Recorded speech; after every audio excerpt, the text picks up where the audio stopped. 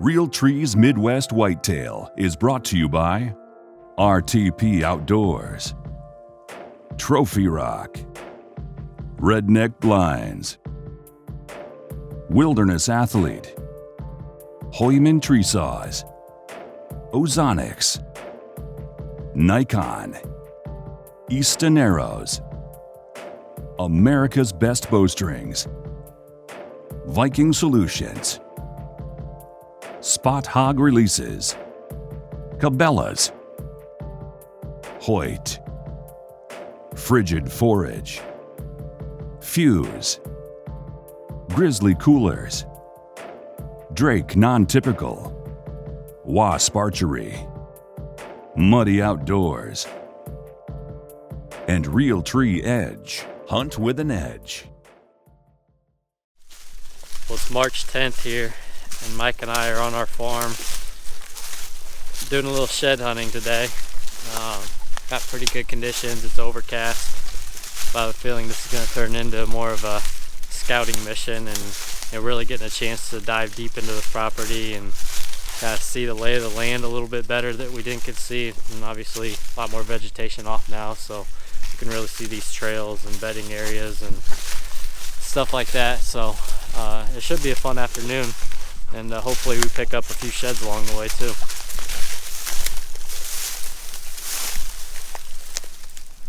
This is a spot right here where on November 10th that buck we call Gronk came bulldozing through this open grass patch. The tree that we killed him out of is right here. It's cool to roll through here and see all the sign. Big old scrape over here, a couple good rubs. We're kind of looking at this area trying to figure out what the best tree would be, because we know a lot of deer come through the timber. We had a camera right on the inside here that produced a lot of action basically all fall. And then of course we have evidence that they also come through the grass patch. So it's open timber, this little grass patch, and then the river right here.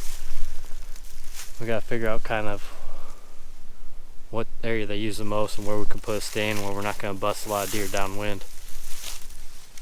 But there's a lot of good trees right here, so this is a pretty intriguing spot. We're in a spot that's pretty deep on the farm right now. And a few days ago we had Skip out here kind of showing us around and getting his opinion on different things.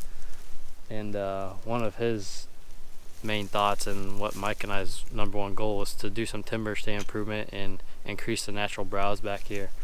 And this is a good example of what could happen. Like I said, we're deep in the property, and a lot of our farm looks like this behind me, where it's open, you can see for a long ways. So if you look at this spot, you can see how absolutely thick it is. You get a lot more shrub growth and different briars and stuff.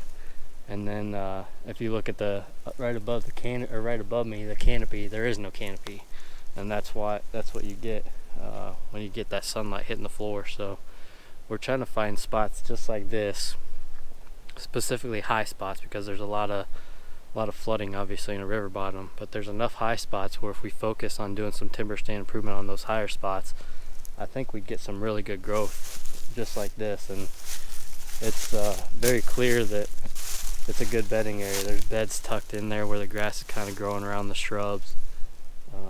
Pretty cool to see that. It just tells us that it's possible to try to create more of that back here.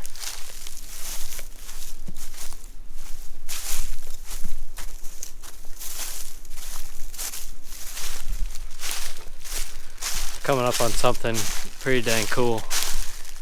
Just a giant white oak. Clear back towards the back of our property.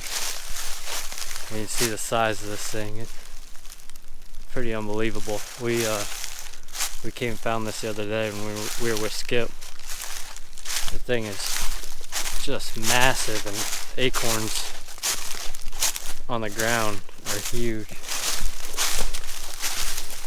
And you can see someone else actually hunted here at one point, so that's pretty cool. But this whole tree has some stories to tell.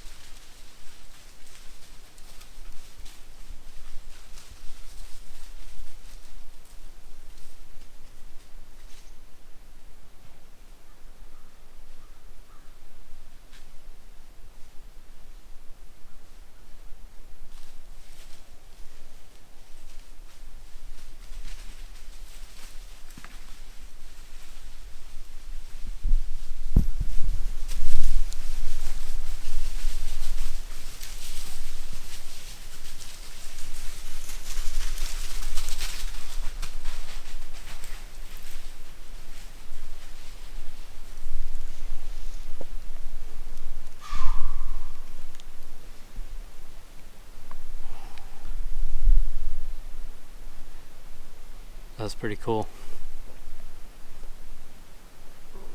I don't know how many there were, but I would say at least 40 deer just came running by me. Zach's coming back to meet us, and so I don't know where these deer came from, but he obviously pushed them. He's walking back here right now.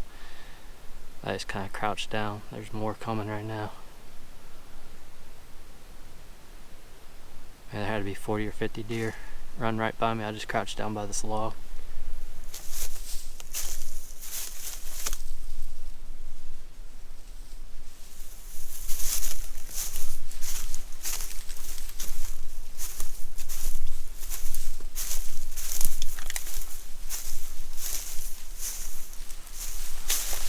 That's a big dead red oak. So that's what created this. So the head of that red oak is laying right here, and all this plum thicket and grass grew up, and that's what you're seeing is Wide open. an open canopy with some branches to hold it. First antler of the day.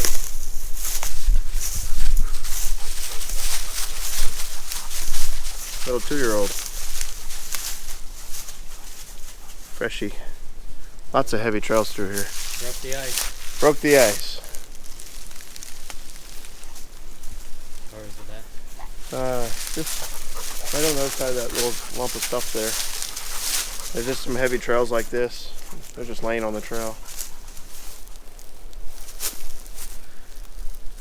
Mike and I have talked about this before, but one of the major things we learned about this farm is that the deer bed out in these little willow thickets and out in the WRP wetland grass just as much, if not more, than they do in the actual timber.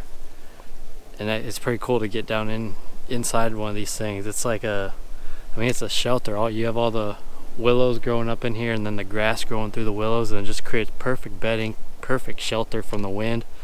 It's fairly breezy right now, and I feel nothing in here. It's very, very sheltered and secluded from anything on the outside. It's just one constant layer of beds through here. Right after I finished that interview, spotted a shed actually laying in one of these beds.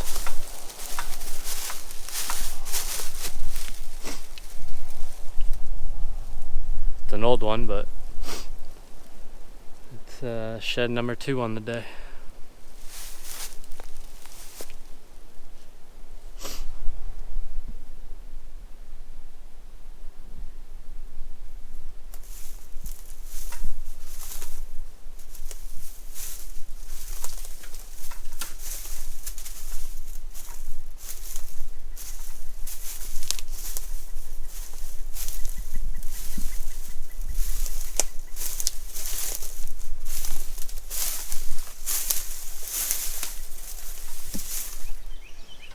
It was a nice walk on the farm this afternoon. Learned a lot. It was good scouting. Found some nice groups of oak trees and nice bedding areas. It's really the first time we together get to spend some time walking through there since we bought it last year during the season. Relatively slow on the sheds as we expected, but found a couple old ones and one fresh one. Makes five total on the year from this place. Yeah, 5 total. Three from this year, and we weren't expecting too much without having food on it, but anyway, we're still laying out plans for our food plots and what habitat improvement we're going to be doing here in the next month or so. So we'll be catching up with you guys each time we come out here.